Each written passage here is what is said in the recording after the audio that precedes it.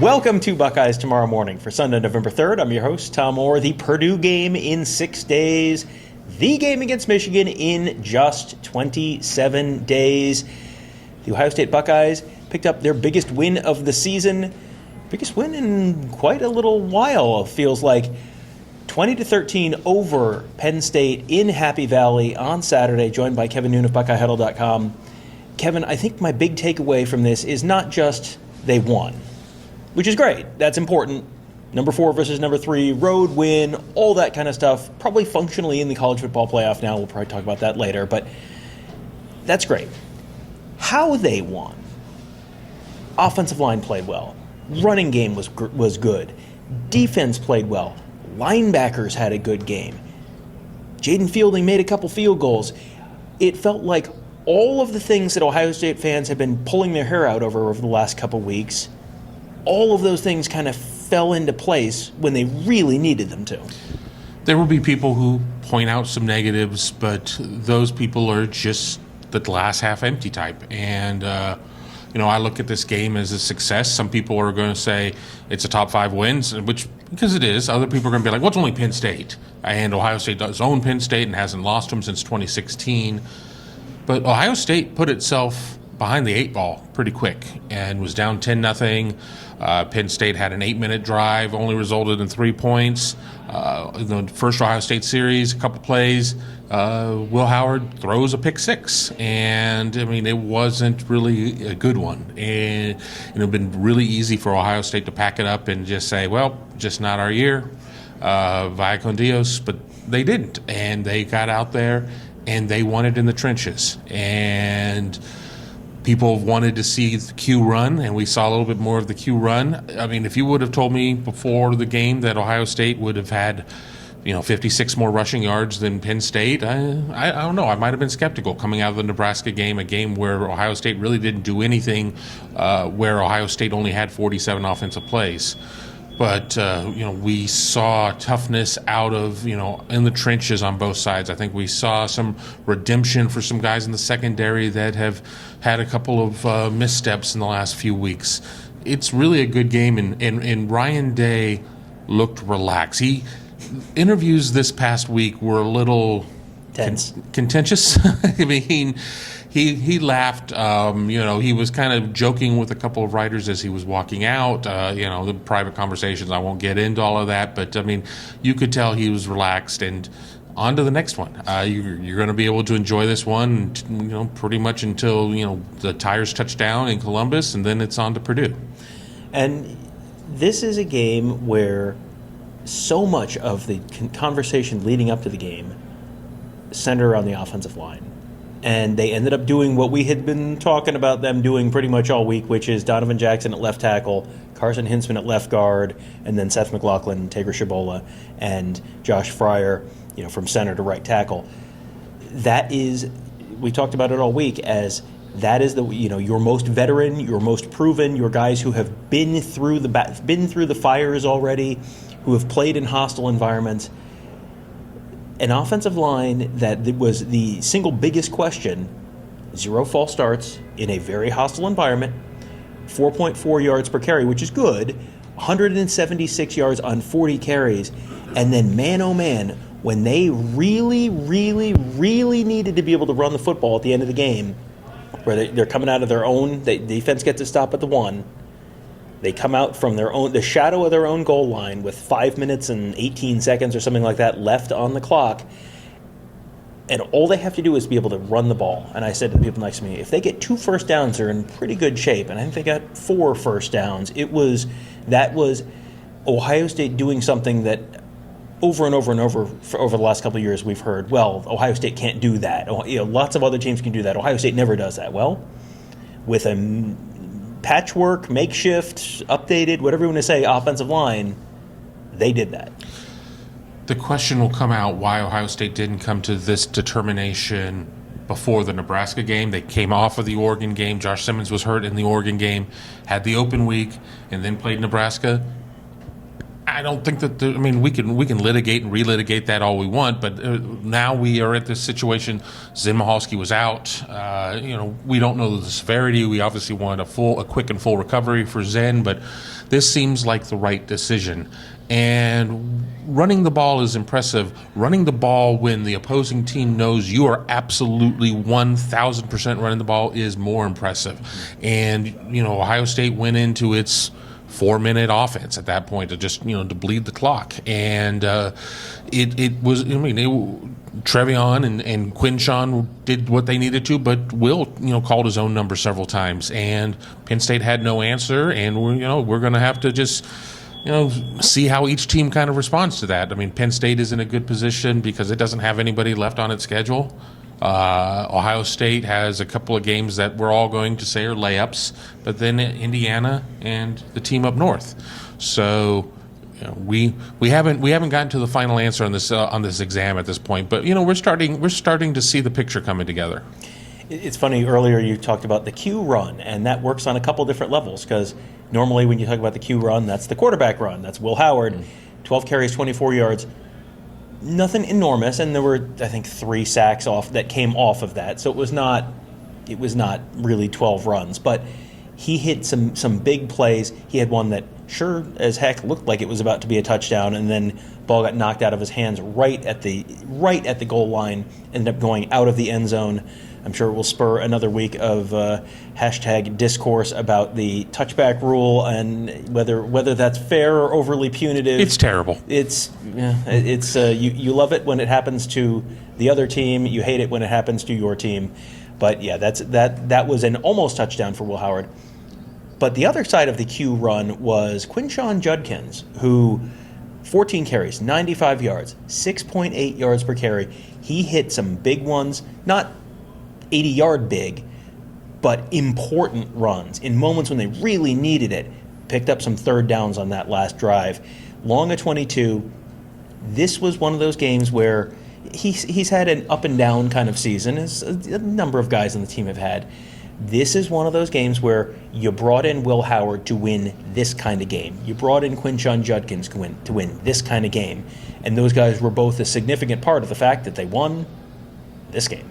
You talk about converting third downs. Ohio State was 1 of 10 against Nebraska. Ohio State was 6 of 12 on third down in this game, and 1 of 1 on fourth down. So the Buckeyes were able to punch it in when it mattered and be able to do those types of things. And that was one of the biggest questions in my mind coming out of that Nebraska game. Is that going to be something that's going to grow roots? Is that something that's going to continue, where the team looks great until it gets to third down and then just can't seem to figure it out? We've read that book. We've read that book in previous seasons. This was not supposed to be the year of that. And I think this Penn State game is a tremendous step in the right direction for what Ohio State was able to do to prolong drives and do those types of things.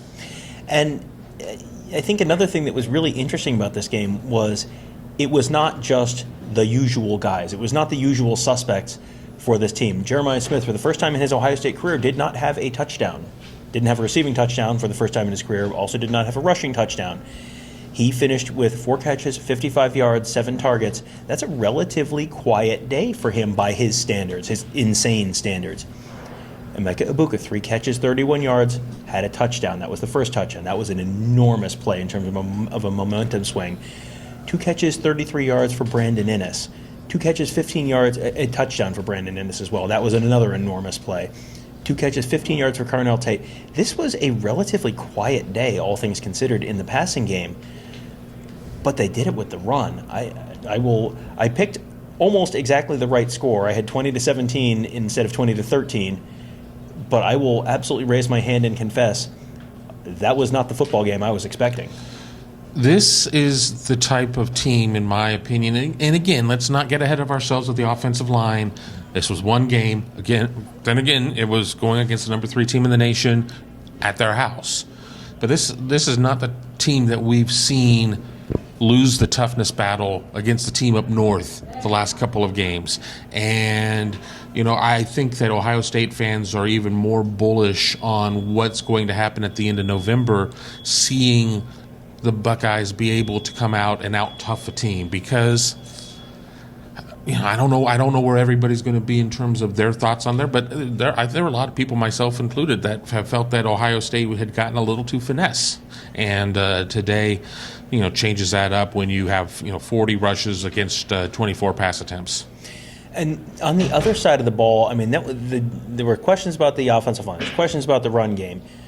There were plenty of questions about the defense, plenty of questions about the linebackers, plenty of questions about how the secondary was going to hold up, plenty of questions about the pass rush. All of those questions got answered. The defense did not give up a touchdown during the game, 6 points. Now, they had a pass in the end zone that looked like it might have been a touchdown, and then it ended up turning into an interception by Davis and Egbinosin. And they had a goal line stand at the literal 1 yard line, 4th and goal at the 1, got off the field. I know that it's easy to what if and yeah, but when you've got 2 almost touchdowns, but they gave up 0 touchdowns. And for a unit that I think everyone has been looking at and going, yeah, but when it really matters, when the chips are really down, they never seem to get the stop they needed to. They got some real important stops in that game.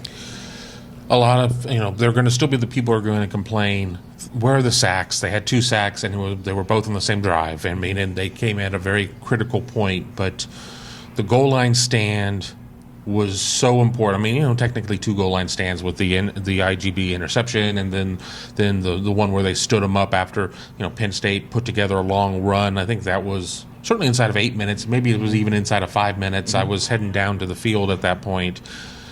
That's the kind of toughness that you want to see. That was something where Ohio State wasn't successful against an Oregon. And again, Oregon is not Penn State. Penn State is not Oregon. You can't sit there and try and use algebra to say, well, I 100% believe that they've grown from it. I mean, I think they've grown from it, but we can't quantify that exactly. But the defense really had it going on. I'd still like to see more pressure. I would still like to see more pressure, but Ohio State really kind of had its plan of how it was going to try and keep everything in front of them in a lot of ways, and Penn State just did not have a lot of chunk plays. You had the Warren, the Warren 33-yard rush, but Warren had the long reception too with 31 yards, but Tyler Warren did not beat them. They didn't let him beat them, and I think honestly, if you can do that, and then you can keep Drew Allar from beating you, the recipe for success is there. Well, and Penn State's got some pretty good running backs. Nick Singleton, Katron Allen, 12 carries, 27 yards, 2.3 yards per carry. Nick Singleton, 6 carries, 15 yards, 2.5 yards per carry. They basically did to Penn State's very talented running backs what Nebraska did to Ohio State's very talented running backs a week ago, that everyone went, well, they'll never be good again. I think there are Penn State fans right now wondering if Penn State will ever be good again, because that's the kind of loss that they had, where they never felt like they were in sync. It was just they hit the one long play to Tyler Warren, that's kind of the long run that set up that sequence that ended with the goal line stand. Yet they have to kind of dip into their bag. They couldn't just line up and beat Ohio State on the line. They kind of had to get a little funky, do some different stuff. They had a lot of Drew Allar runs in the first half, which is not something that you normally expect from him. No. So it felt like Ohio State could line up, especially at the end of the game. Let's go back to that last drive. 5 minutes and 16 seconds or 13 seconds, whatever it was, when they got the ball back at their own 1 yard line. Everyone in the world knows they're going to run. And they did to Penn State what Michigan did to Penn State last year, when you knew, hey, they don't really trust J.J. McCarthy. They're just going to run the ball, and they ran the ball 30-whatever plays in a row. Ohio State ran it, 11 plays in a row? But that's a time when everyone in the stadium knows you're going to run it, and you can still run it. That's something that Ryan Day has talked about. Boy, we really have to be able to do this. They were able to do it on Saturday in the biggest moment of the game. Ohio State doesn't view Penn State as its rival. Penn State, I do think, views Ohio State as its rival. I'm not going to try and compare Ohio State, Penn State to Ohio State, Michigan. People are quite pissed that Ohio State has dropped 3 in a row to Michigan. Penn State has not beaten Ohio State since 2016, and that was a fluky game. And then I think you have to go back another 5 seasons or something, somewhere around there. I had it in tail of the tape. 2011. 2011, yeah, the 1 year interim Fickle year.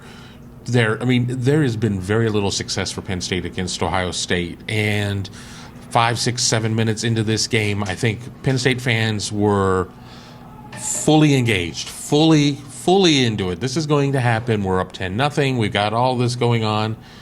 And once Ohio State kind of figured it out, once Chip started calling the right plays, if you will, but once he started calling the plays that were working, I told Tony Gerdeman, I was sitting next to him in the press box, I said, the only people that are going to stop Ohio State are going to be Ohio State at this point, because I don't think Penn State really has an answer. And I think early in the game, a big observation I had was Ohio State was terrible on the first plays of its series. Between the first 3 series, it had a grand total of 1 yard. There was a run for no gain, there was a run for 1 yard, and there was an incomplete pass. So Ohio State, your homework, Ohio State, if you're watching, coaches, your homework is quicker starts, because that has been the problem. You sit there and you look at the scoring by quarters and everything else, and Ohio State's kind of been a second-half team, only put up 6 points in the second half, but when you only have 20 points, you kind of take it when you can get them. Yeah, and when the defense gives up 6 points and you score 6 points in the second half, well, they're not in bad shape there. So Buckeyes heading home. We will be heading home as well. Ohio State with a 20-13 win over Penn State, and now things get interesting. We are into November. College football playoff. The first rankings reveal comes out on Tuesday evening. Nothing else going on that night, so you can just focus on the college football playoff rankings reveal. We will have our live instant reaction show to that coming up. It's going to be a better show than if they lost. Yeah. Oh boy. Oh boy. Am I looking forward to that show more than I would have otherwise. I think the comments will probably be a little bit more upbeat, shall we say, than they might have otherwise if things had gone a little differently in Happy Valley. But Ohio State does win. They will undoubtedly move up at least to number 3. Right now, the Georgia-Florida game is still going on. We'll see how that one ends up shaking out. But the Buckeyes will be probably at least a top 3 team, you would think, heading into the first college football playoff rankings, and then potentially should control barring something really crazy, control their own destiny in terms of getting to the Big Ten championship game, which means you control your own destiny to getting one of the top 2 seeds in the college football playoff as well. And also, there's a bunch of other interesting things coming up in the month of November. Buckeyes heading to Wrigley Field in just a couple weeks. Buckeyes taking on a suddenly extremely good Indiana team in 3 weeks. Buckeyes taking on Michigan in 4 weeks, and then potentially a Big Ten championship game in 5 weeks. So, oh boy, wouldn't this be a great time, Kevin, to become a member of BuckeyeHuddle.com? You're telling me all within a month, your first month of membership, you're going to get all the way through the Michigan game? That's what I'm telling you, Kevin. Believe it or not, that is what the calendar says as well. This is a great time to become a member of BuckeyeHuddle.com. Right now we're running a sale, $4.99 for your first month. So if you ever thought, hey, wonder what that's like to become a member of that site, well, good news. For $5, you can do that, and you will get what should be 4 really interesting games. A lot of drama around the team, a lot of drama around the season, a lot of drama around college football in general.